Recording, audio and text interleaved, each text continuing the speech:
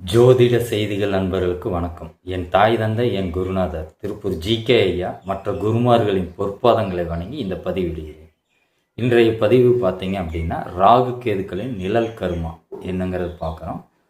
இப்போ ராகு 2ஆம் இடத்தில் இருந்து கேது 8ஆம் இடத்தில் இருக்கக்கூடிய ஜாதக அமைப்பினர் என்ன கடைபிடிக்க வேணும் அப்படிங்கிறத பார்க்கலாம்.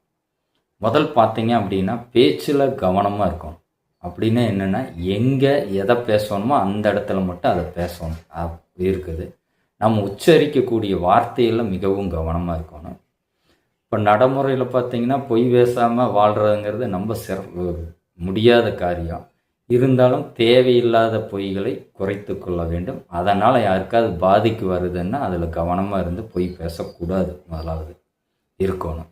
அதே மாதிரி வாக்குறுதிகள், இப்போ ஏதாவது ஒரு பணம் வாங்குறீங்க, இல்லை ஏதாவது ஒன்று செஞ்சு தரேன்னு சொல்லி ஒரு வாக்குறுதி கொடுக்குறீங்கன்னா அதில் மிகவும் கவனமாக இருந்தீங்கன்னா இருக்க வேண்டும். இந்த மாதிரி இருக்கணும். அப்புறம் சொந்த உழைப்பில் நம்ம இது பண்ணிக்கிட்டே இருக்கணும். நம்மளோட காசில் தான் ஏதாவது வாங்குற அப்படிங்கணும். குடும்ப நபர்கள் எதிர்பார்த்து கொண்டு இருப்பதோ அப்படிங்கிறத குறைத்து கொண்டே வர வேண்டும். நம்மளோட உழைப்பில் நம்ம எல்லாமே வாங்குற மாதிரி பார்த்துக்கணும். அதுக்குண்டான வழிமுறைகளை தேடிக்கொள்ள வேண்டும்.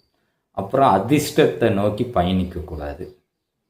ரெண்டாவது பார்த்திங்கன்னா, நம்மளுக்கு வர வேண்டிய நியாயமான சொத்துக்களோ இருந்ததுன்னா இது பண்ணலாம். இல்லாத எதிர்பார்த்துக்கிண்டு காலத்தை வீணடிக்கக்கூடாது.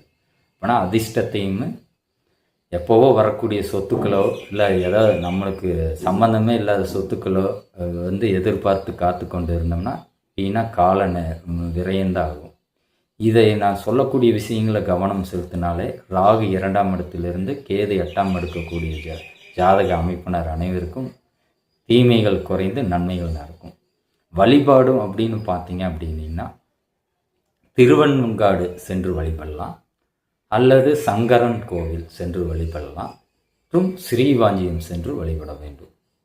இது எப்போ செய்யலாம் அப்படின்னு பார்த்தீங்கன்னா உங்கள் ஜென்ம நட்சத்திரத்தை அன்று செய்யலாம். நன்றி, வணக்கம்.